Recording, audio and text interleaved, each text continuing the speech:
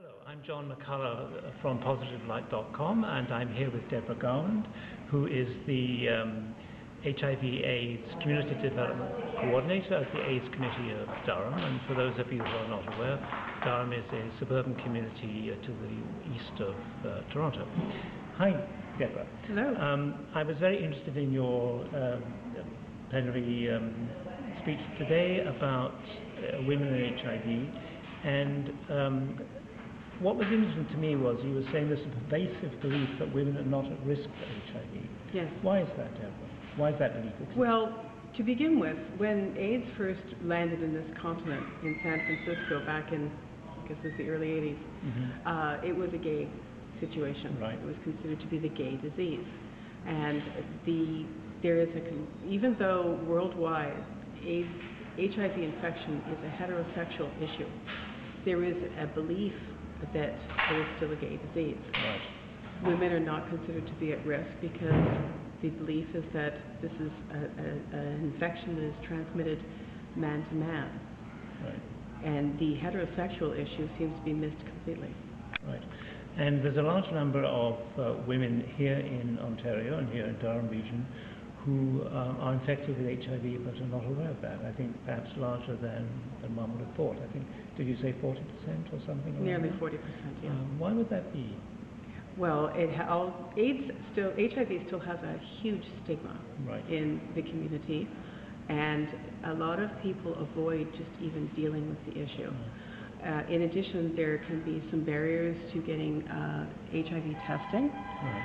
For example, there are 3 clinics where it's possible to get an HIV test, but they only serve women up to the age of 25. Right. Anybody older than that, for example myself, could not get an HIV test in Durham region unless I go through my doctor. So rapid point of care testing, which is pretty well the standard at this point, it produces results in minutes. That kind of test is not available to a lot of women. At the same time, there's so much stigma around the whole issue about HIV that it's just easier to avoid the situation altogether. So, Deborah, besides stigma, what are some of the specific determinants of health that affect women in particular that might be different perhaps for men than for men? Well, to begin with, many women are caretakers in their home, caregivers of either young children or perhaps parents and other family members. So that impedes their ability to go and get education that will help them to protect their health or get the test that they need.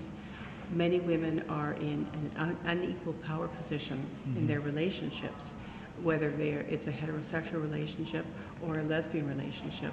It can be a very unequal power position where they do not feel able to advocate for their health. It's hard when you're financially dependent on a partner to say, I won't have sex with you without protection. Right. Because you risk having that kind of security taken away for yourself and perhaps for your children as well.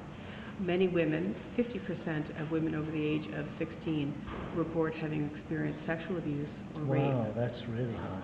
And that experience is so traumatic to a woman that it can destroy her sexual confidence, her sexual identity, her self-esteem for, well, decades, perhaps the rest of her life without help.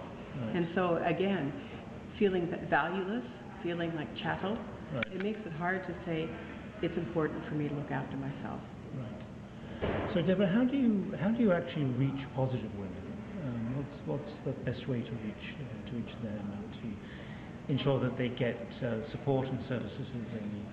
Well, the support and services that they need are available through the AIDS Committee of Durham region. With respect to reaching them, that is what the new Women in HIV/AIDS Community Development Program is all about, is reaching the community service agencies that are involved in a woman's life.